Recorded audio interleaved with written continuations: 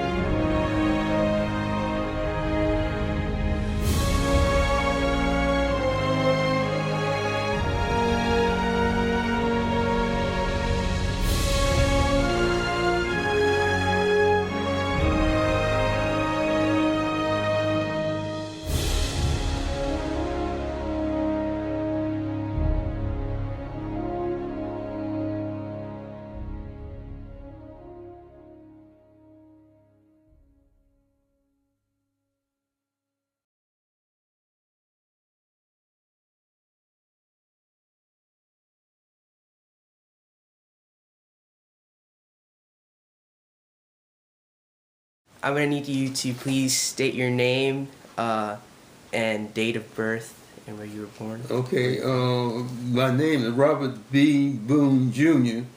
and my date of birth 12/10/31. And what else you need? And where are you from? Oh, from Virginia, Newsom, a place called Newsom, Virginia. Sports? Anything? I like sports. I used to go to baseball games and also like to go to concerts and stuff like that. You know, when I was coming up, you had like Jackie Wilson and a lot of people performing at that time, and so.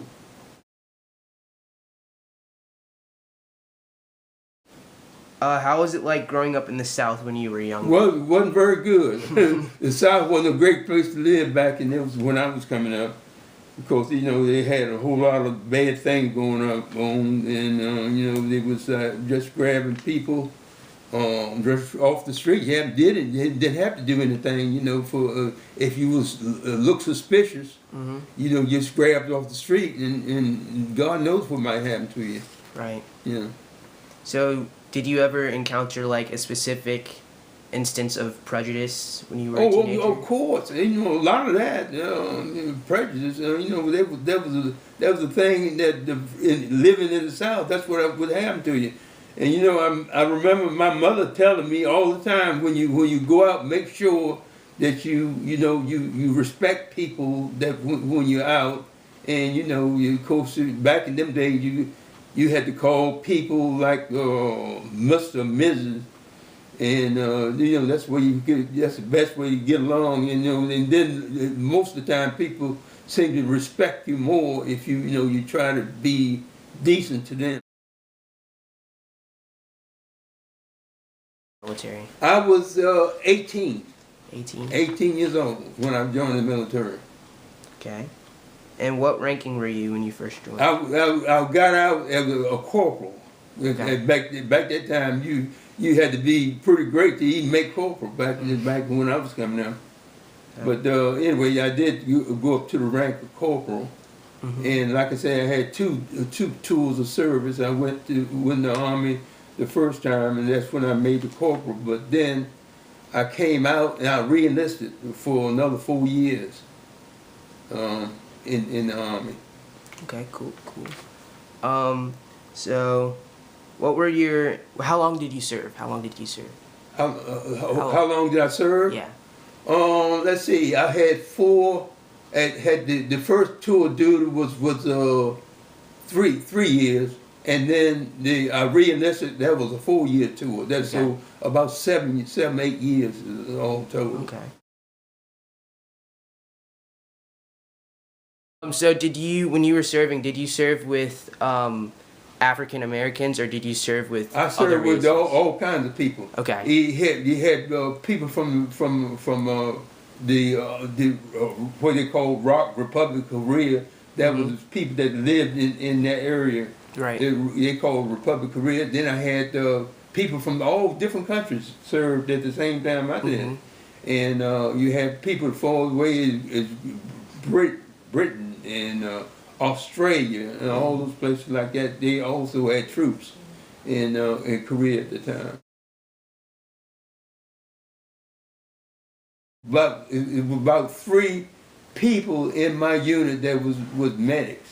And the medics, we all went to had to go to. They had a medical school down in Fort Sam, Houston, Texas.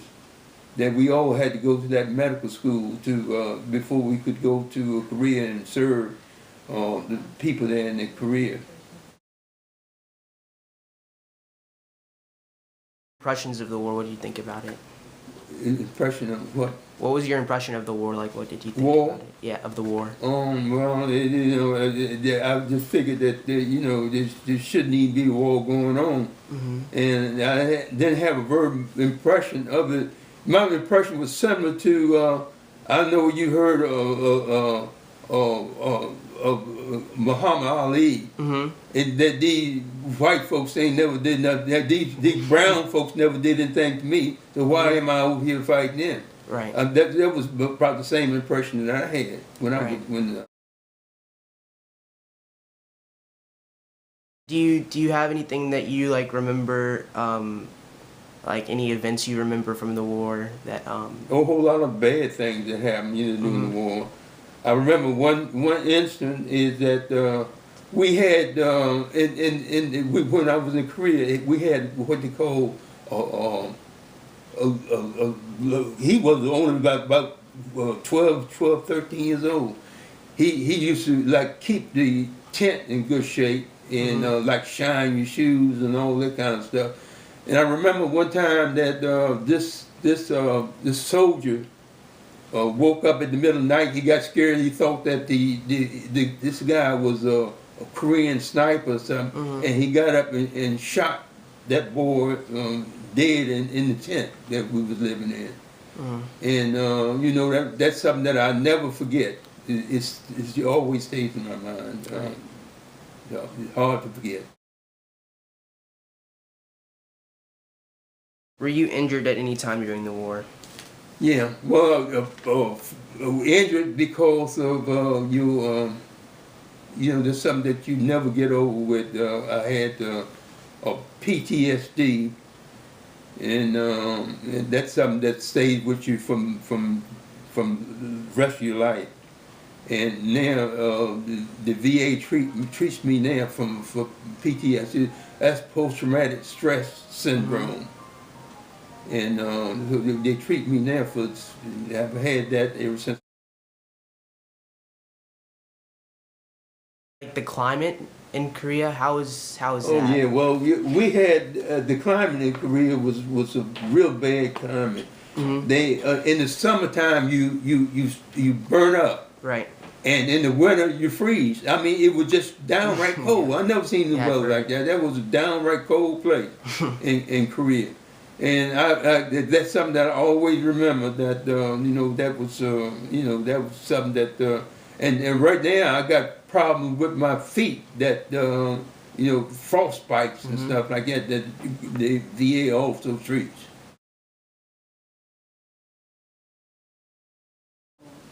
It's called the Combat Veteran Alumni Group.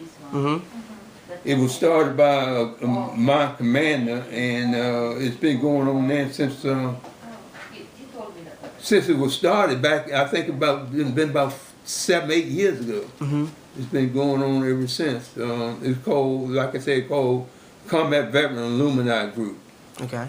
And like my commander, which by trade he's an attorney by trade, but you know he also he lives in D.C. But you know, we chat from time to time, and we have a meeting every month, once a month, a meeting, and that's most of the time over at the VA hospital.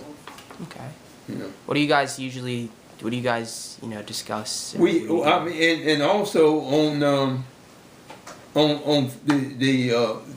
30th of May, we have what they call the Rolling Thunder. I guess you heard of the motorcycle group that comes by our place on every Memorial Day. And you know, they bring different things, trophies and all this kind of other stuff there. So you know, that he had something to look forward to every May. Because they usually come out in May. That's awesome. I had this award. What's the name? My award for bravery, the Bronze Star Award, and I wrote up a couple of times, you know, 3 times. Matter of fact, with the Bronze Star, and that's one thing I could wear the rest of my life, the Bronze Star. I don't know what you noticed, but you know, even at Janelle's graduation, I had the Bronze Star on my lapel. You know, so I still wear that. These here is the Bronze Star. Okay. And this is a symbol of that I was in the combat medics. I was a medic in Korea. Right. And so, and of course, this is the same thing here. This is to let you know that that you received the Bronze Star. This is one of them on top here. And like I say, I received 2. Here's one, and the other one there at a different time. What is 2 or 3? 2. 2.